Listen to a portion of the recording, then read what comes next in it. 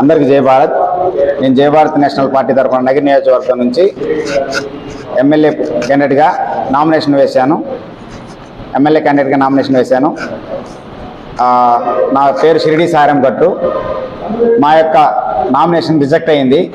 యాక్చువల్గా మా నామినేషన్ వేసినప్పుడు ఆర్డీఓ గారు ఇప్పుడున్న అధికార పక్షం వాళ్ళకి ఇచ్చినంత సమయం ఒక వేరే రిజిస్టర్డ్ పార్టీస్ కానీ ఇండిపెండెంట్గా నిలబడిన క్యాండిడేట్స్ కానీ అంత టైం వేషించలేదు. అధికార పార్టీ వాళ్ళు కానీ నామినేషన్ వేయడానికి వస్తే 2 hours 3 hours టైం తీసుకుంటున్నారు ఒక నామినేషన్ తీసుకోవడానికి.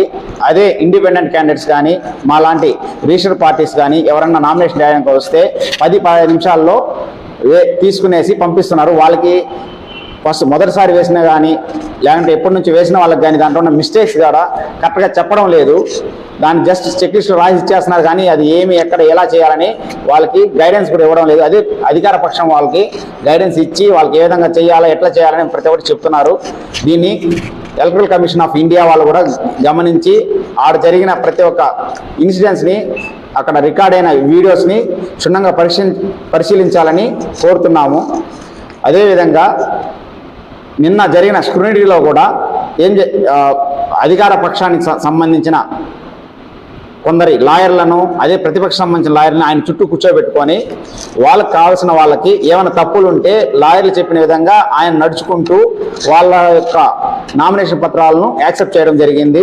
ఇది నగిరి ఆర్ఓ గారు చేయడం సరైనదేనా అని మా యొక్క ప్రశ్న.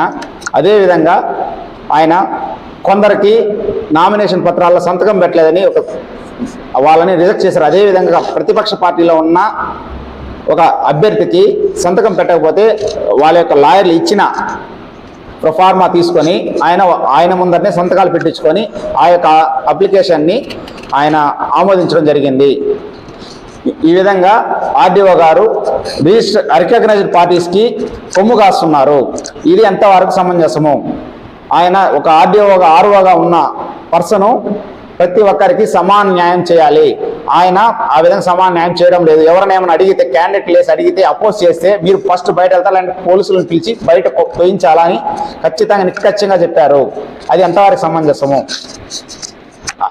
ఇప్పుడున్న ఆమోదించబడిన వాళ్ళలో మ్యాక్సిమము వైసీపీ సపోర్ట్దారులు మరియు తెలుగుదేశం సపోర్ట్దారులకు మాత్రమే ఆమోదించబడ్డాయి. మిగిలిన 17 మంది ఇండిపెండెంట్ క్యాండిడేట్స్కి ఏదో ఒక కారణం చెప్పి వాళ్ళని రిజెక్ట్ చేశారు. అది కూడా వాళ్ళకి కారణం వాళ్ళకి ఇచ్చిన చెక్ లిస్ట్లో పూర్తిగా వాళ్ళకి వివరణ ఇవ్వకుండా చెక్ లిస్ట్ వాళ్ళ చేతికి ఇచ్చి వెళ్ళిపోండి అని చెప్పేశారే కానీ వాళ్ళకి ఈ పాయింట్ ద్వారా మీకు చెక్ లిస్ట్ ఇది రాశామని ఎవరికి కానీ ఇంటిమేషన్ ఇవ్వలేదు, ఎవరికి కానీ చెప్పలేదు. ఇది ఆర్ఓ గారికి తగిందేనా? ఇది మేము జై భారత్ పార్టీ తరఫున మేము ఆర్డీఓ గారిని నగిరి నియోజకవర్గ ఆర్ఓ గారిని మేము ప్రశ్నిస్తున్నాము. మేము నామినేషన్ సెకండ్ టైం రీసబ్మిట్ చేసి వెళ్ళినప్పుడు వాళ్ళు అధికార పార్టీలకే ఒక్కొక్కరికి 3 గంటల సమయం కేటాయించి మాకు 2 నిమిషాల్లో తీసుకొని మమ్మల్ని బయట పంపించేశారు. మాకు ఎటువంటి సమాధానం చెప్పలేదు.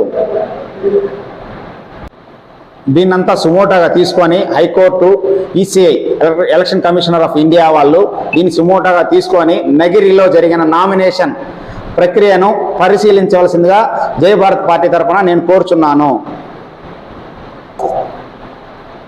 జై భారత్. ఓకే, జై భారత్. నా పేరు నిరంజన్ రెడ్డి, శ్రీకాళహస్తి కాన్స్టిట్యూన్సీ నుంచి ఎమ్మెల్యేగా పోటీ చేస్తున్నాము.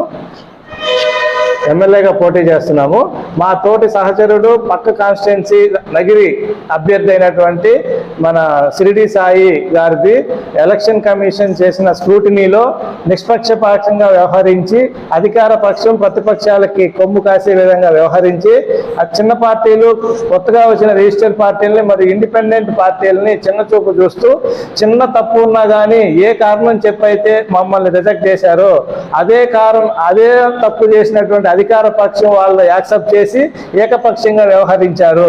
ఇది అక్కడ ఉన్నటువంటి నగిరి కాన్స్టిట్యున్సీ సంబంధించిన ఆర్ఓ గారికి తగదు. ఆ విధంగా చేయకూడదని చెప్పేసి మేము కోరుతున్నాము. దీని మీద ఎలక్షన్ కమిషన్ ఆఫ్ ఇండియా కూడా అక్కడ జరిగినటువంటి ప్రక్రియనంతా ఒకసారి పరిశీలన చేసి తగిన విధంగా తగిన విధంగా చర్య తీసుకోవాలని మేము ఎలక్షన్ కమిషన్ ని కోరుతున్నాము.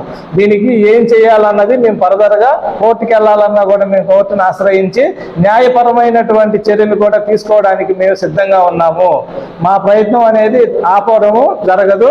మా అప్లికేషన్ ఎందుకు రిజెక్ట్ చేశారో ఆ ఆర్ఓ గారు సమాధానం చెప్పేంత వరకు మేము విడిచిపెట్టే ప్రసక్తే లేదు. దీని మీద న్యాయ పోరాటానికి మేము సిద్ధంగా ఉన్నాము.